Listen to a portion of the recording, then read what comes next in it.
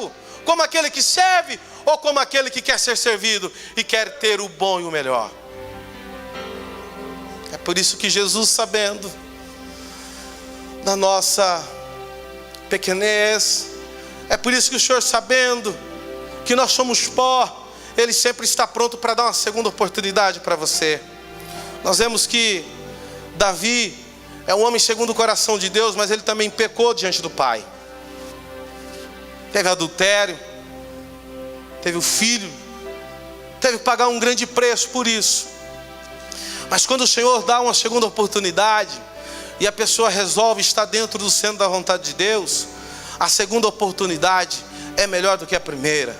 O primeiro filho veio o filho do pecado, mas o segundo filho foi um rei conhecido sobre todas as nações, o qual pediu sabedoria para o Senhor, Salomão. E diz a palavra que não houve rei que se vestiu como ele, ou teve a sua sabedoria. A segunda oportunidade que Deus deu para Davi foi melhor do que a primeira. Deus trouxe eu aqui nesta noite para dizer para você que hoje é noite de oportunidade, e que a nova oportunidade que Ele vai dar para você será melhor do que a primeira.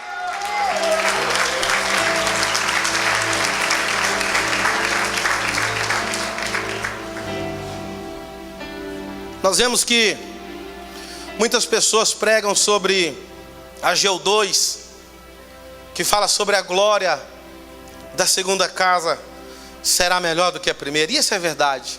Isso faz parte de uma promessa de Deus para Israel, que a glória da segunda casa seria melhor do que a primeira. Mas muitas pessoas acabam se equivocando quando pensam que essa glória é a glória do templo. Muitas pessoas acham e até usam erradamente quando sai de um lugar e vai para outro e coloca lá a placa como inauguração. E aqui, essa segunda casa será melhor do que a primeira. Na verdade, o texto no original, Ageu, fala sobre a glória, mas não da sua pompa, porque o segundo templo não chegava nem aos pés do que Salomão construiu, nem em tamanho, nem em riqueza, nem nada. Mas a glória que ele estava se referindo ali, quando você traduz do original para o nosso, a glória significa a presença do ungido.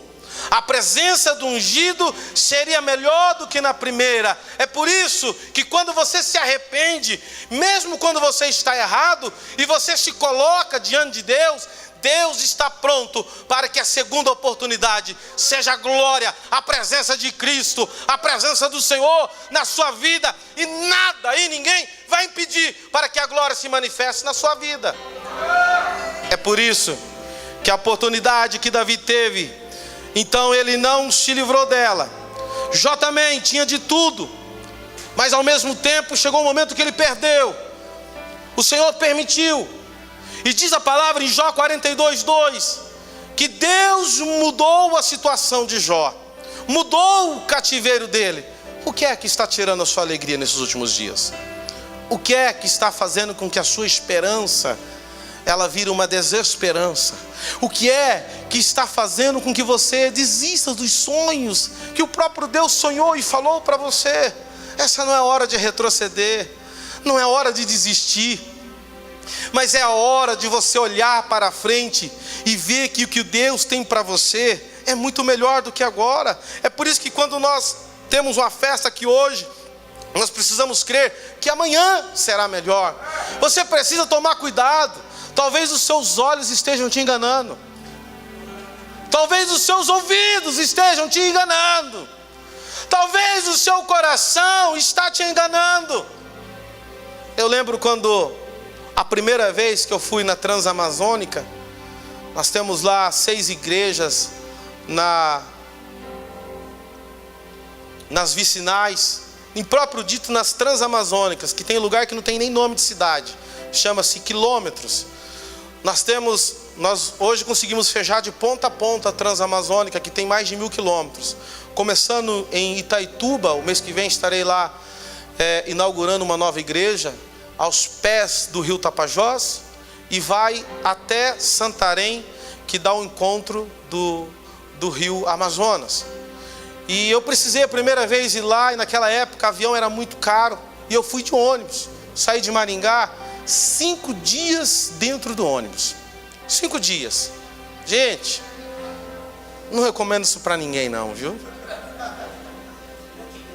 Tinha hora que alguém pensava que eu estava ajoelhando, eu estava lá assim, ó, o banco aqui, né? Em vez de estar sentado, eu estava assim. Achava que eu estava ajoelhando, estava orando nada, gente. É que não dava mais para ficar sentado.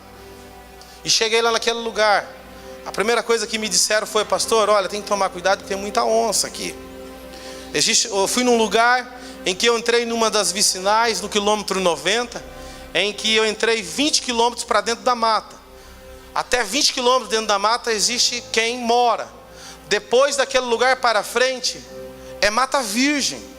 E tem de tudo. Tem onça, animais que você pensa que tenha. E lá, eles podem matar, sem ter problema com o meio ambiente, desde que seja para proteger a sua casa, ou então para comer. Então, não tem geladeira, não tem freezer. Então, a nossa alimentação durante alguns dias foi tudo caça. Tudo caça. A gente acabava o culto, ia para as casas, e alguns irmãos saíam para ir para o meio da mata e fazia aquela espera. Até um dia eu quis ir, eles não deixaram ir. Falaram: não, pastor não pode ir. Eu falei: por quê? Não, esse cheirinho de sabonete seu aí dá para sentir a 2 quilômetros. Você cheira diferente. Aqui os animais já estão acostumados com a gente. Se tem o cheiro aí, ó, você não vai nem entrar na mata e você vai atrapalhar nós. Tudo bem, não fui. Mas eu comecei a comer aquela carne. Você que quer ser missionário, irmão, não precisa ir para a África não. Já tive lá também. Mas tem muito lugar aqui que dá para você fazer missão. Eu, pastor Valdir, que alguém quiser ir para a Amazônia, fala comigo. Eu mando lá numa das nossas bases para ficar lá evangelizando lá. Ok? Só falar comigo. E aí eu comecei a comer daquelas caças, irmão. Irmão, o irmão tá filmando ali, eu falando essas coisas.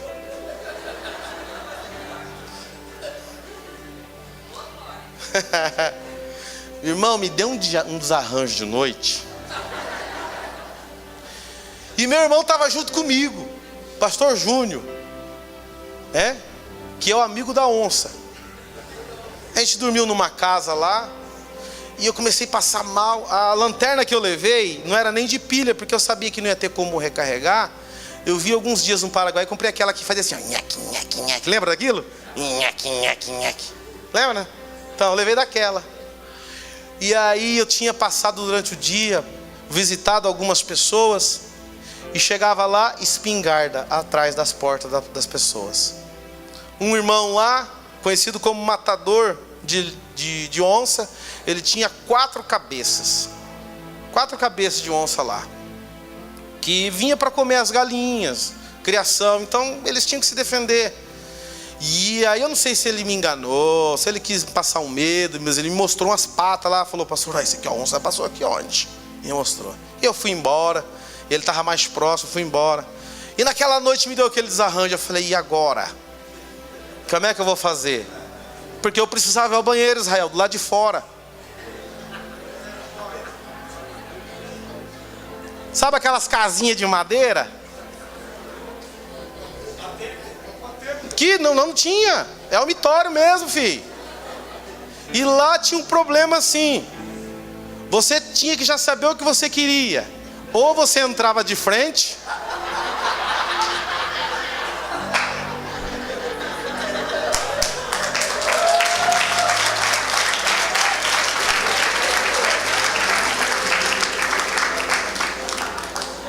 e o irmão fez aquilo pequenininho, rapaz. Toda vez que eu ia usar, eu batia a cabeça naquilo. E eu falei: como é que eu vou sair de noite? Porque eu não usava aquilo durante o dia. Sabe por quê, nego? Eles moravam sozinhos lá no meio do nada. Então a porta deles que eles fizeram, gente, era assim, ó.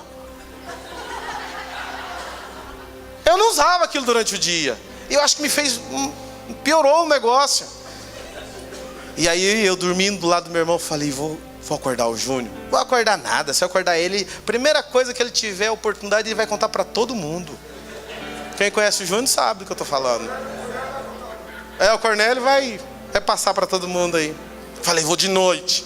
Aí foi apertando, eu falei: eu tenho que ir. Já cheguei lá e lembrei, tem que ser de ré o negócio, né? Bati a cabeça na casinha, abaixei. Rapaz, daqui um pouco eu tô lá dentro e com medo de onça, e escuto um barulho. Brrr. Eu falei, Jesus, é onça, desliguei a lanterna.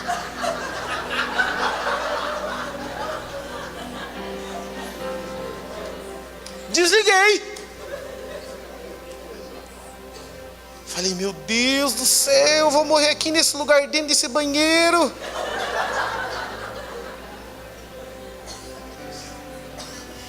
Falei, vou esperar. E aquilo deu um suador. Eu nem lembrei mais o que eu ia fazer lá naquele lugar. No Rio não, irmão. Foi feio o negócio, viu?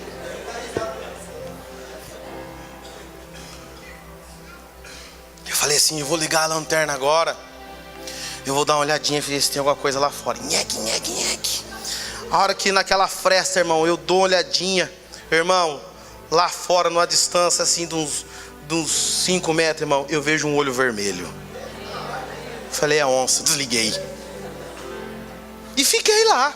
Ô, irmão, fiquei quase 1 hora, irmão. Gente, vocês não têm noção, que negócio apertado, gente, ó. Não, era esse aqui, ó. Ó, daqui aqui. Aqui, ó, apertado. Aí eu entendi quando Paulo fala que duro será contra ti os agrilhões. Aí eu pensei, Jesus, eu tenho que sair daqui. Oh Deus, olha, coloca teu anjo aí fora. E fui chamando o exército todo do céu. Fui chamando o exército inteiro. Manda o serafim, querubim. E já manda com a espada inflamada, Senhor.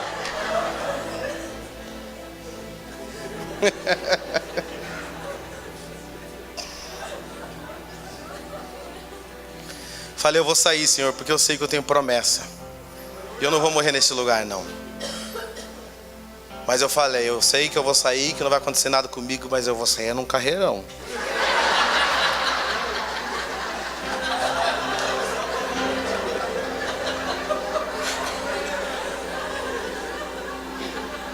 Não liguei a lanterna. Abri aquela porta que tinha uma tramelinha de madeira. Lembra daquela tramelinha de madeira? Abri. Eu só vi a hora que bateu. Meu irmão, não olhei para trás. Fui lá e entrei. E cheguei perto lá, entrei no quarto quietinho. Deitei. Fiquei quietinho ali, dormi. Quando chegou no outro dia, no café da manhã, o pastor que estava nos hospedando lá, falou, gente, você escutou uns barulhos de noite? Eu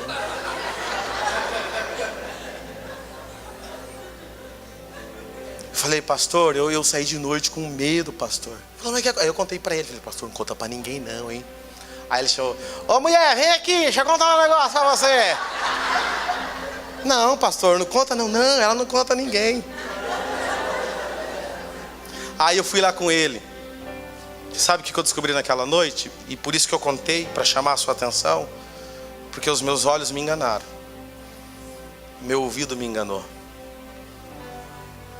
Todo aquele medo que eu passei era um pé grande de jaca que tinha.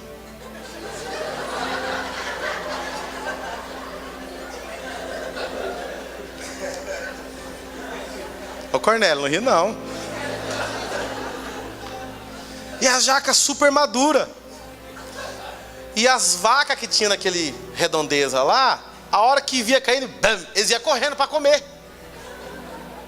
A hora que eu liguei a lanterna, foi algum boi chifrudo que estava olhando, que eu vi vermelho.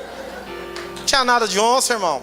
Meu coração me enganou, meu ouvido me enganou, meus olhos me enganaram. Eu fui enganado naquela noite. Será que talvez o que você está passando agora não é parecido com o que eu passei, mas de uma forma diferente?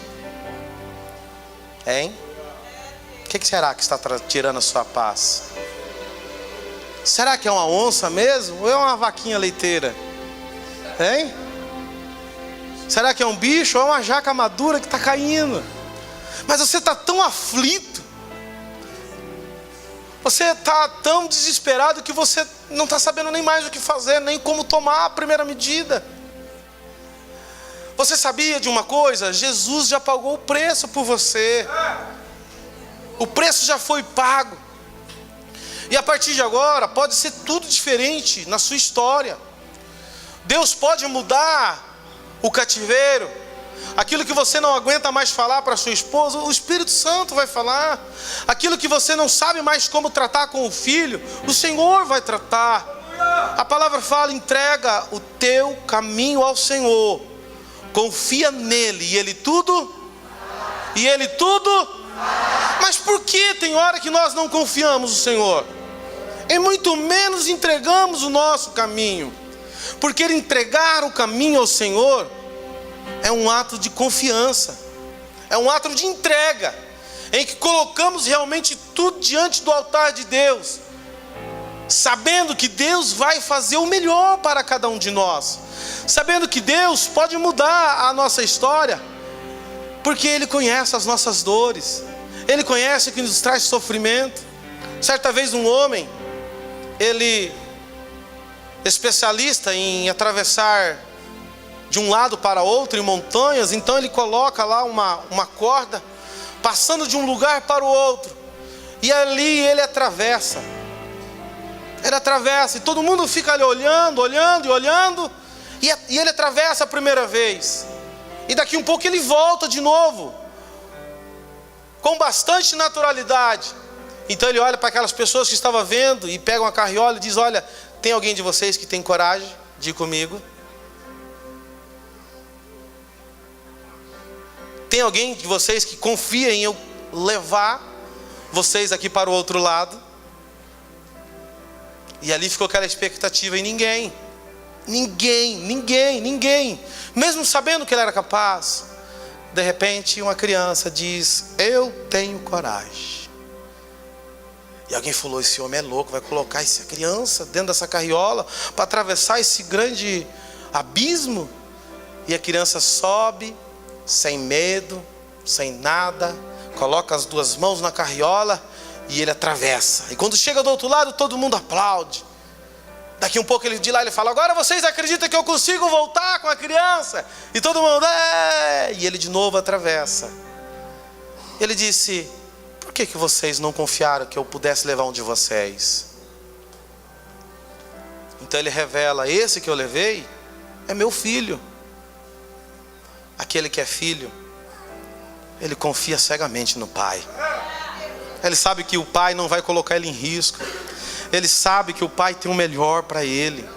Ele sabe que o pai vai fazer o que é melhor para ele. Ei, Deus tem o melhor para você por esses dias. Deus sabe como vai mudar essa história. Deus sabe como vai mudar essa derrota em tristeza, para deixar você no lugar que Ele sempre sonhou.